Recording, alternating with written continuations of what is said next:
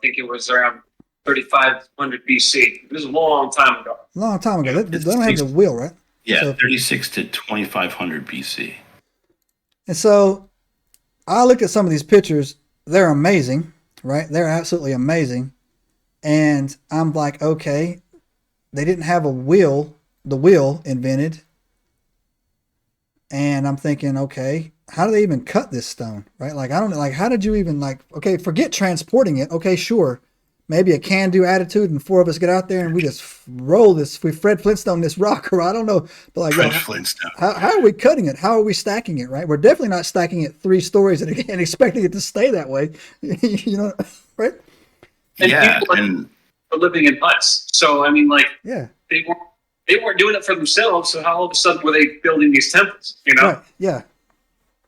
That's a great point, Steve. They're living in mud, basically. Like they're living in mud, right? And but they could be building these structures themselves. Why wouldn't they do that? yeah, and so their own homes aren't made out of rock. So why are they building these limestone things? And then it dawned on me too that I noticed a connection between this and a lot of other stories similar to this. Is why do they always build temples? Like it's always a temple. Like what is that all about? Like everywhere you go, it's like, oh, they built this temple. To who? To what? Who is she praying to? You know, who's the temple for? Right?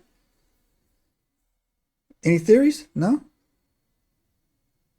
You're fired. Both of well, you, get out. You're fired. no, I don't have a theory on that, but one thing that I was reading was one of the temples that they uncovered. It was the largest one. I think it was called. Let me check my notes here. Sorry. No. Gigantia, which was just means giant, was supposedly in commemoration of Samson. Like yeah, it was they built all Oh, the other components specifically was for her. So that one I can see making sense. Other right. ones, Yeah. I don't know, they would have been for. Yeah. But yeah. See, one of the things is that she was the one who lifted those stones, Right. which was the explanation on how they got there. Now, if you look at it, right, it's not. So we talk a lot about the megalithic structures, right, like the Mm. pyramids and the temples in South America, right, and the construction there is like Breathtaking, man. it's tight, Yeah. right? All of the angles are tight. All of the joints are tight, right? Looking at this structure, it's a different kind of construction, right? It's more on the Göbekli Tepe side, Right. right? Of megalithic pieces stacked in lintels and Right. not a lot of this isn't advanced architecturally as something like No, like um, it doesn't compare to say the like that, Temple of the right? Sun and the Moon over there in South or Central America, you know. But like, Right. I got, Yeah, so like it's definitely a different kind of bag, right? yeah. But it's fascinating to me, like you say, like those are big freaking stones, dude. Yeah. How do you get that much rock out in a nice solid piece? Yeah. Like, and I'm sure that a stonemason, right, could tell you how to do it, right? He would tell you that it's not worth it because it just would take too freaking long. Yeah. No. With a like a not even an iron, not even an iron chisel, dude.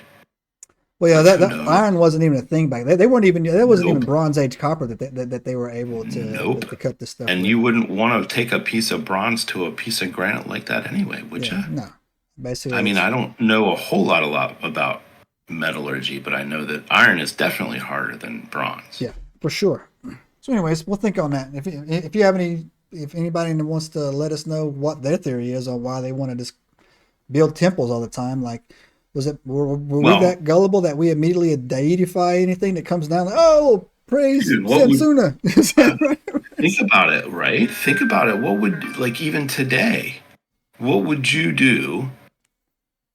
Okay, go to the Philippines with me in your brain.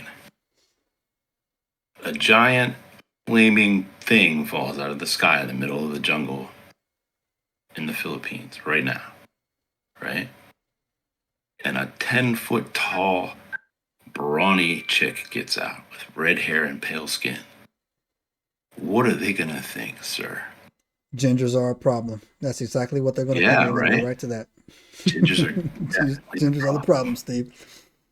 This is where we get. This is where we get to. That's why we get off track. Because see, you say shit like that, and then we go off on tangents. The problem. I'm just saying. That's why I can't live forever, right? You there. and your. You need.